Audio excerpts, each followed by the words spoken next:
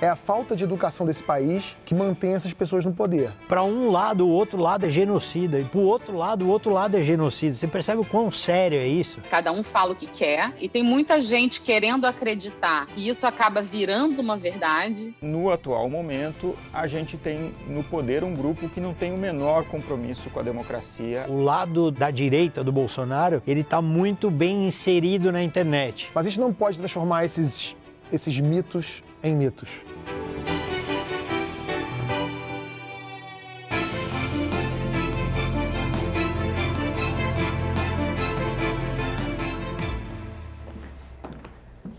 Assim.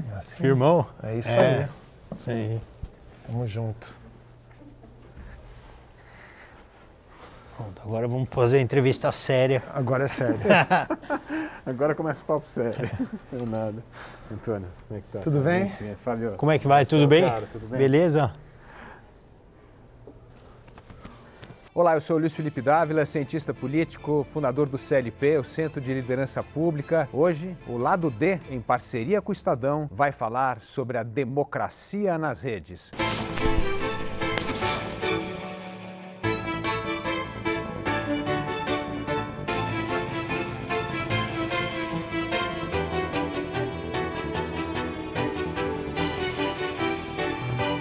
Nós sempre achamos que a democracia nas redes ajuda a melhorar a qualidade da democracia, do debate público, traz a pluralidade. Mas também tem um lado negro dessa história, que é o fake news, o radicalismo, a intolerância.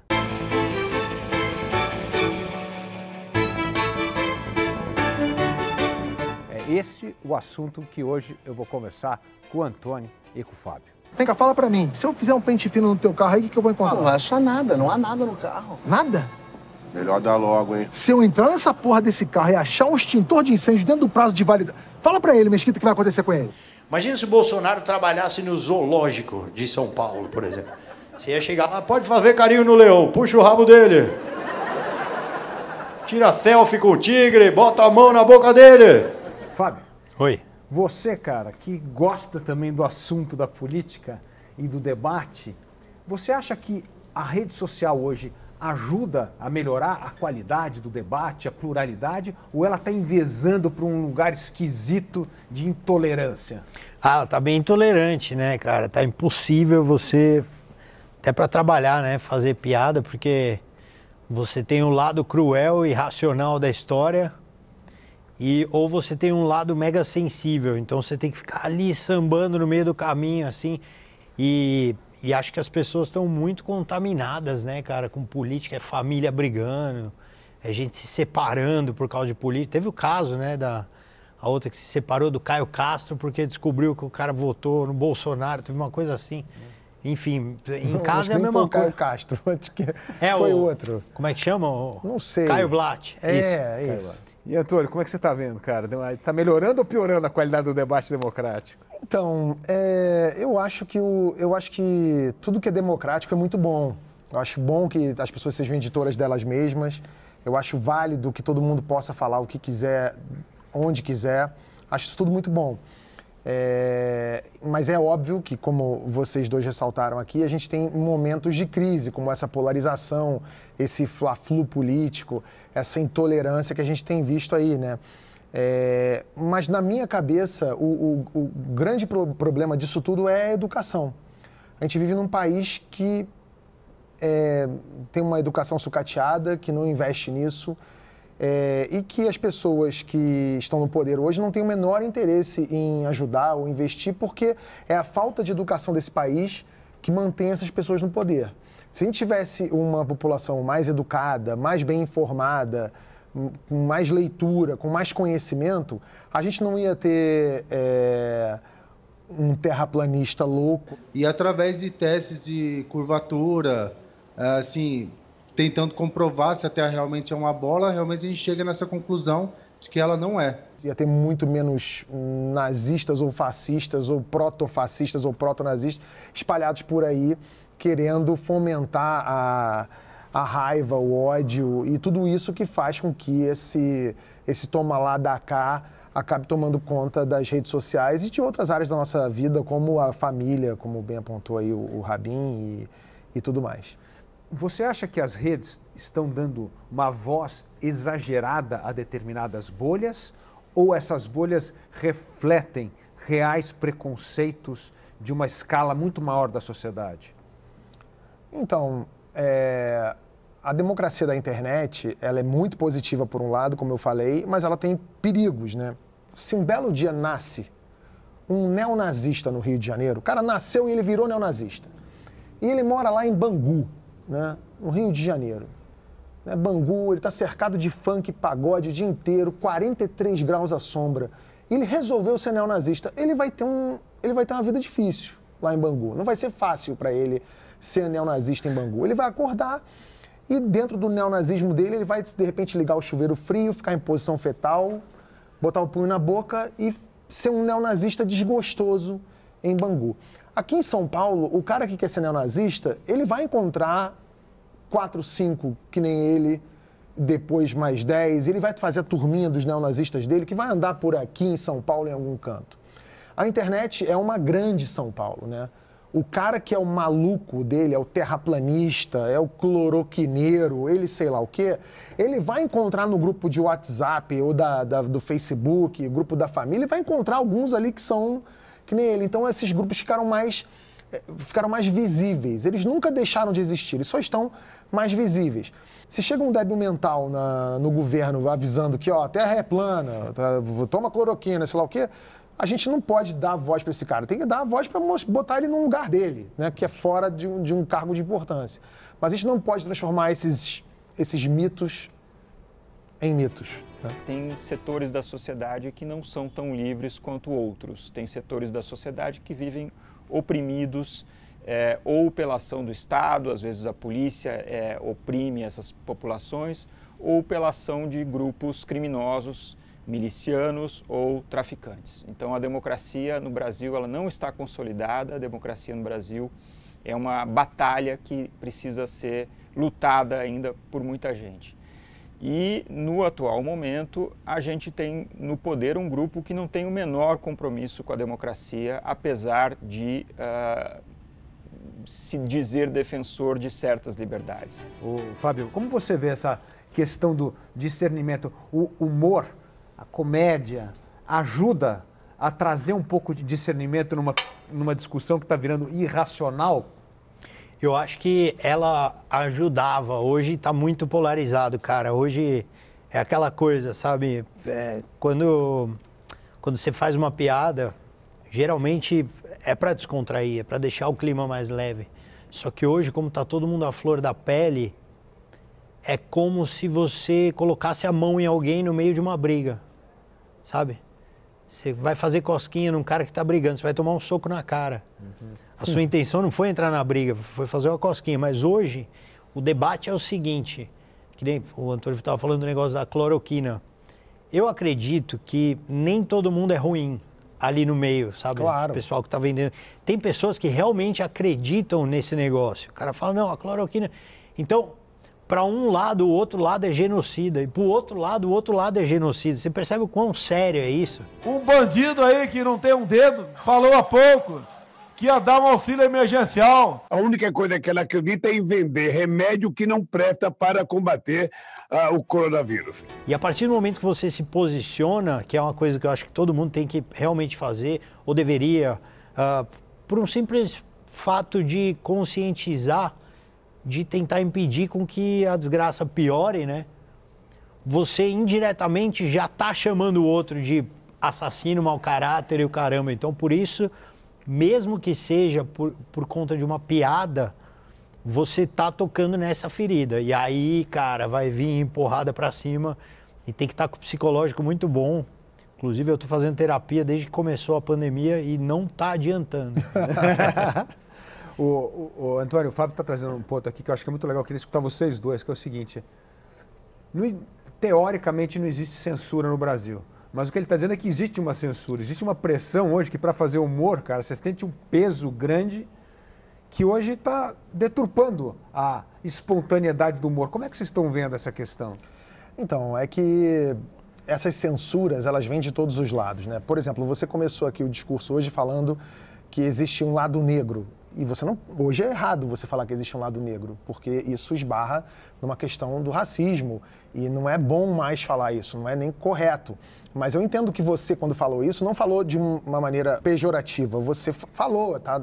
É cultural, mas hoje você já evita. Isso, para algumas pessoas, é considerado um tipo de censura, que é pro pessoal da direita, né? Que normalmente fala assim, o mimimi, o mundo tá chato, não posso mais fazer piada de preto, eu não posso mais fazer piada de nordestino, não posso mais fazer piada de bicha, pô, que saco, que mundo chato. E tem um outro lado que também se sente censurado, que é, por exemplo, o Porta dos Fundos, a empresa que eu trabalho, que fez um vídeo e que recebeu o primeiro atentado terrorista depois da democratização. Foram 3 coquetéis Molotov na porta da minha empresa que quase matou um funcionário. Então, assim, isso para mim é uma censura também. E eu entendo o que o Fábio falou, assim, independentemente da piada que você fizer, você vai ser censurado por um lado e agredido por um lado. A questão é que eu escolhi um lado. Eu escolhi um lado. E o meu lado é o lado em que eu não quero fazer mais piada de gay, piada de preto, piada de nordestino, e que em um momento da minha vida eu fiz, sim. Lá atrás, quando eu era mais novo, eu fiz porque eu achava legal, eu não entendia as coisas, e eu evoluí. Eu hoje tenho 2 filhos que na cabeça deles não passa, eles não veem nem graça nisso, já não é natural deles fazer isso. E eu escolhi esse lado. Eu escolhi esse lado porque eu acho que esse lado vai transformar o mundo num lugar melhor para essas pessoas que foram vítimas de piada o tempo todo. E eu quero sim desafiar os caras que jogaram coquetel Molotov, eu quero sim ser humor de oposição, porque eu acho que o humor é oposição. É educação, é anestesiar, é diversão. O humor precisa ser engraçado, mas o humor também é oposição. Minha proposta é clara. Eu vou mudar isso daí, tá ok? E as pessoas sabem que eu sou o único que vai mudar isso daí. Porque esses gaysistas querem transformar nossas crianças em quilombolas indígenas homossexuais. Eu recebi agora mesmo aqui no WhatsApp uma corrente falando que o João Williams e o Pablo Vilar vão percorrer o Brasil com o dinheiro da Lei Rouanet, desses artistas maconheiros.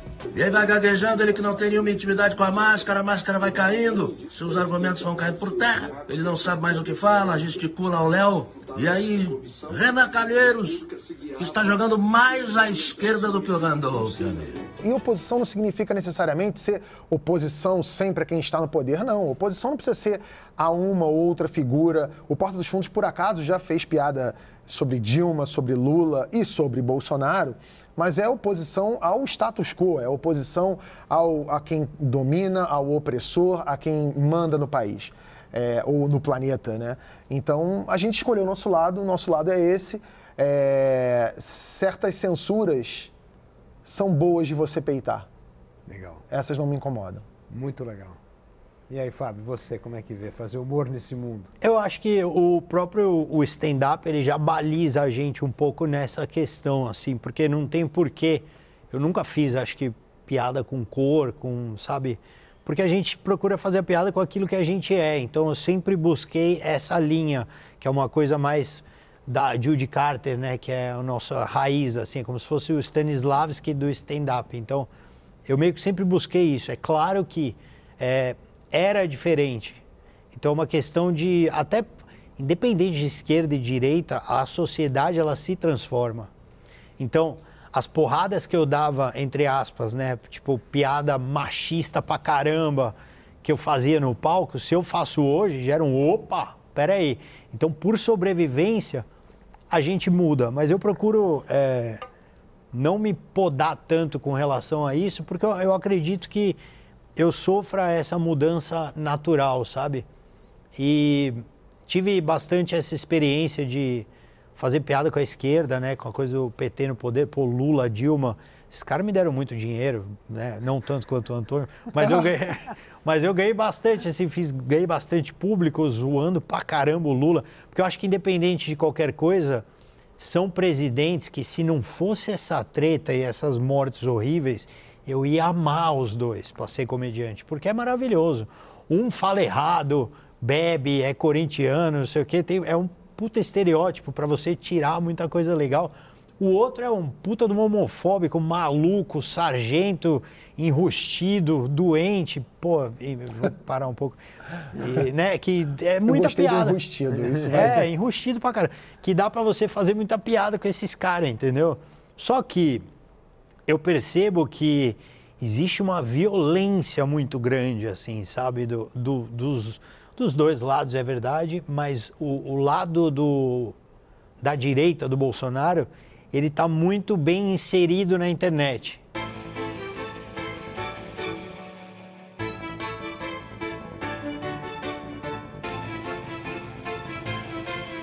Põe o seu volume de força no máximo, que o momento é difícil, mas é possível, vai passar. A minha grande preocupação é porque cada um fala o que quer, né? E tem muita gente querendo acreditar em fontes não seguras, e isso acaba virando uma verdade. Então, assim, eu acho que o principal é a gente ir buscar a fonte, né, das informações. O Brasil que eu quero mesmo é um Brasil onde todo mundo tenha acesso à educação, saneamento básico, tenha uma vida digna, possa trabalhar e receber um salário que você não precise sobreviver, né? E sim um salário onde você possa ter os seus luxos, viajar, sabe? Eu acho que o meu sonho é um Brasil onde todo mundo tenha possibilidades iguais, que o abismo social seja menor. Agora, como é que esse facho de luz pode aparecer para trazer um pouco mais de uma discussão um pouco mais racional, centrada para a eleição de 22? Como é que vocês veem, vocês que são tão ativos nas redes também? É um desafio, né? Essa é a pergunta de $1 milhão. Como é que essas pessoas vão sair do limbo onde elas estão para se transformarem em pessoas melhores? Eu gostaria muito de saber. O que eu ensaio para fazer, sabe? Comigo aconteceu, eu passei por uma situação e tal, né? O Antônio até queria te agradecer aqui, que ele me ofereceu uma força. Minha esposa teve câncer de mama, não sei o que lá. E o que aconteceu? Eu tive um público muito grande da direita. E agradeço até, porque, pô, me ajudaram bastante e tal. Quando eu fiz piadas com Lula e tal, uma vez o meu vídeo foi repostado por um canal de extrema direita, eu não sabia direito o que era, e eu fui ver um canal que apoiava a ditadura. E eu olhei, estava com 2 milhões de acessos, mas eu pensei, foda-se, tá me dando audiência, deixa eu... E sem querer veio vindo uns loucos pro meu canal e tal.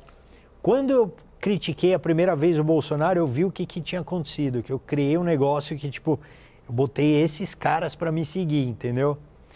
E eu comecei a duelar com eles de uma forma bem leve ao longo do governo. Fazendo piada com o Bolsonaro e tal, não sei o quê, brincava aqui, brincava ali e tal. O pessoal reclamava, os mais radicais iam saindo, aí deu a pandemia. Comecei a bater mais forte no Bolsonaro e cara, veio um negócio muito violento pra cima de mim, a ponto de mandarem mensagem para minha esposa, que estava passando por um tratamento de câncer, falando para ela morrer, o caralho, desejando que o câncer voltasse e tal, não sei o quê. E ali eu perdi a cabeça. E aí eu fiz o que os caras queriam, entendeu? Em um determinado momento, eu lembro que o Bolsonaro pegou o Covid, a gente não sabe se pegou também, que mente pra caralho. Aí falou que pegou, aí eu fiz uma piada, falei, pô, eu não desejo o mal, porque tava todo mundo nessa aqui, querer que morra o Bolsonaro, isso aqui é aquela coisa bélica, né? Aí o bonitão foi fazer uma piada, né, no meio da treta. Falei, ó, não desejo que nada de mal aconteça com ele, só desejo que nesse momento que ele tá com corona, ele abrace os seus apoiadores, seus familiares e fique bem pertinho.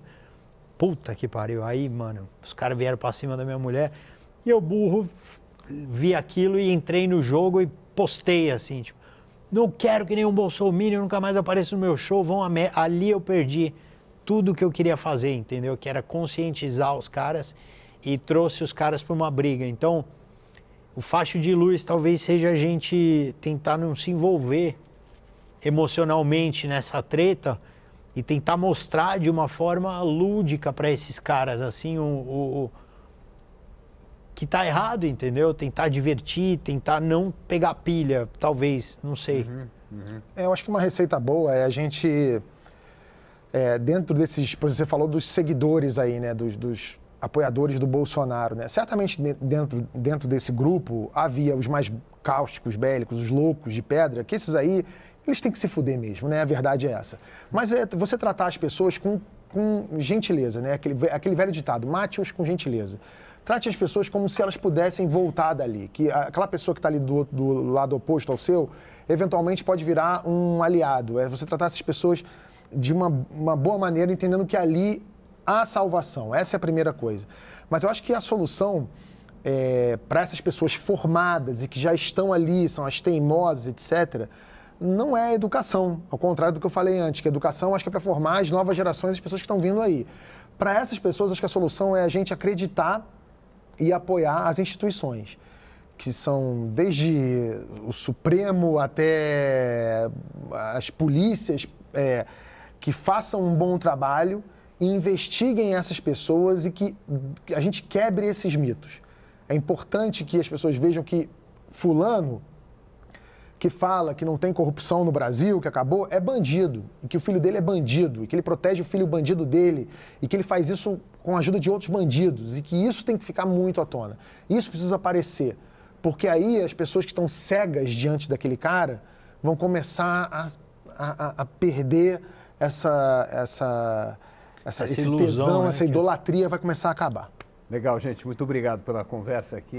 Fábio, Antônio, foi muito legal. Valeu. Realmente a rede dá voz às pessoas, o que é importante. Mas a história de como conter o fanatismo, a bolha, as coisas que desagregam a sociedade, esse é o limite. Esse limite não é só dado pela lei, esse limite é dado pelo exemplo pessoal. É nós nos levantarmos e nos indignarmos. A indignação continua sendo uma arma importante para colocar o limite nas coisas. Segundo, a democracia na rede funciona quando existe Estado. Um Estado que faz cumprir a lei e que não deixa extrapolar o fanatismo como se aquilo fosse verdade que afeta a vida das pessoas. Portanto, o papel da política na rede, nas próximas eleições, vai continuar a ser ditado pela atitude de cada um de nós. E se nós perdermos os pilares da tolerância, do respeito, da civilidade e da educação, ela certamente vai prejudicar a qualidade da escolha. Mas se nós valorizarmos essas virtudes, nós podemos fazer o que nós